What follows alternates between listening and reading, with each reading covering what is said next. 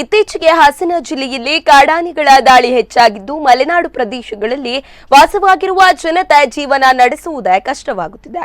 ಬೆಳ್ಳಂಬೆಳಗ್ಗೆ ದಾಳಿ ಮಾಡಿದ ಕಾಡಾನೆ ಕಾಫಿ ತೋಟದಲ್ಲಿ ಕೆಲಸ ಮಾಡುತ್ತಿದ್ದ ಅರೇಹಳ್ಳಿ ಹೋಬಳಿ ಗ್ರಾಮದ ನಿವಾಸಿಯೊಬ್ಬರ ಜೀವವನ್ನು ತೆಗೆದಿದೆ.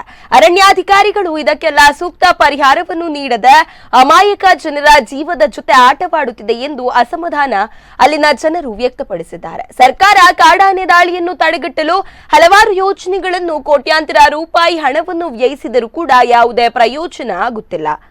ನಮಗೆ ಆಗುತ್ತಿರುವ ಕಷ್ಟ ಮಾತ್ರ ತಪ್ಪಿಸಲು ಸಾಧ್ಯವಾಗುತ್ತಿಲ್ಲ ಎಂದು ಬೇಸರ ವ್ಯಕ್ತಪಡಿಸಿದ್ದಾರೆ. ಇನ್ನಾದರೂ ಸಂಬಂಧಪಟ್ಟ ಅಧಿಕಾರಿಗಳು ಎಚ್ಚೆತ್ತುಕೊಂಡು ಕಾಡಾನೆ ಹಾವಳಿ ತಪ್ಪಿಸುವಂತೆ ಸಾರ್ವಜನಿಕರು ಆಗ್ರಹಿಸಿದ್ದಾರೆ.